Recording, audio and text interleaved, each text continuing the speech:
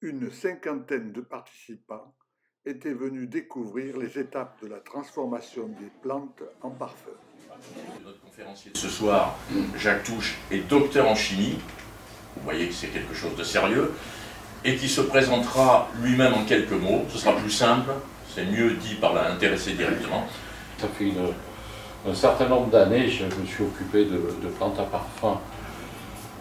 Je dirigeais aussi, à la demande d'un ami, une très grosse plantation, 850 hectares de plantes d'agrumes, pour l'huile essentielle, avec une usine adéquate.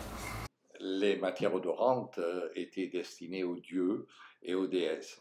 Puis, plus tard, nos déesses s'en sont emparées et le parfum est devenu un objet de séduction.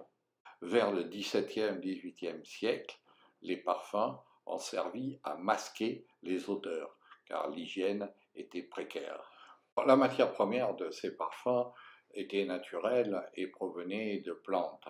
On suppose que les premières distillations ont été faites au niveau de l'Iran et de l'Afghanistan, 5000 ans avant Jésus-Christ. Mais qu'est-ce qu'une huile essentielle? C'est un produit complexe issu de la plante, par divers procédés physiques et non chimiques. Nous pouvons voir sur cette image représentation analytique d'une huile essentielle de gingembre où chacun des pics représente une molécule. L'huile essentielle se situe dans des cellules spécifiques de la plante. Et comment passe-t-on de la plante à l'huile essentielle? Eh bien, tout simplement par l'entraînement à la vapeur d'eau, improprement appelée la distillation. Après condensation, on obtient l'huile essentielle surnageant. Pour les agrumes, on utilise un procédé différent.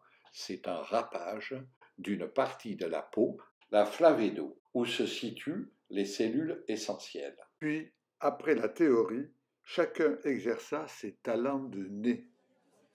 Puis Jacques Touche répondit aux nombreuses questions des auditeurs. Dans un flacon que vous achetez, c'est entre 10 et 15, même pas, 7 et 15% de produits odorants. Le reste, c'est de l'alcool et de l'eau. Ou des crèmes, par pitié, au réfrigérateur.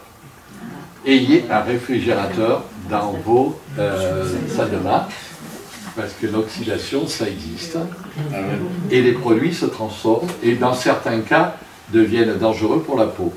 La seule chose que l'on sait, c'est que si vous vous coupez, vous mettez de l'huile essentielle de lavande, du thym ou autre, ça ne s'infectera pas, parce que dedans, il y a des produits. Mais bon, après, qu'est-ce qu'on sait de plus ?